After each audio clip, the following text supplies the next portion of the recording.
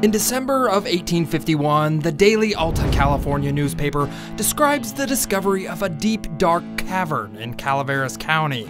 Miners who lowered themselves to the bottom claim they found skeletons, while others who passed by the entrance heard strange noises.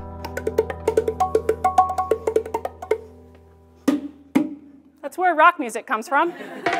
Well, that probably wasn't the noise the miners heard back then, but this is the cavern they discovered. The original entrance to the cavern, that hole that was discovered during the gold rush in the 1850s, the other end of it is right here on the other side of this ledge. This is Moaning Caverns, the largest single cave chamber in California. Just remember to hold on to the railing. And if you want to make it to the bottom, you're going to have to follow cave naturalist Serena Barth. Is there any cave creatures in here? Nothing lives in the cave. One reason there's no cave creatures is due to the narrow entrance. It's a tight squeeze. It's a good thing I didn't have a big breakfast this morning.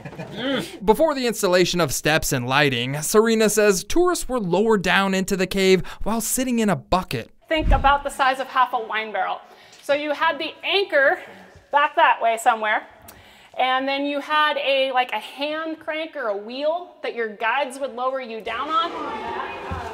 Lucky for us, in 1922, owners of the cave built this 100-foot tall spiral staircase. There was a lot of steps. How many steps did I walk down?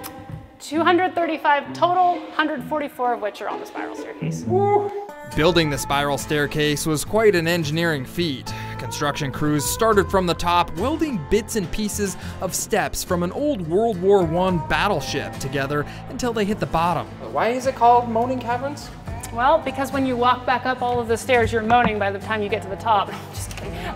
The real reason for the name Moaning Caverns actually has to do with the sound that dripping water makes when it hits the bottom of the cave.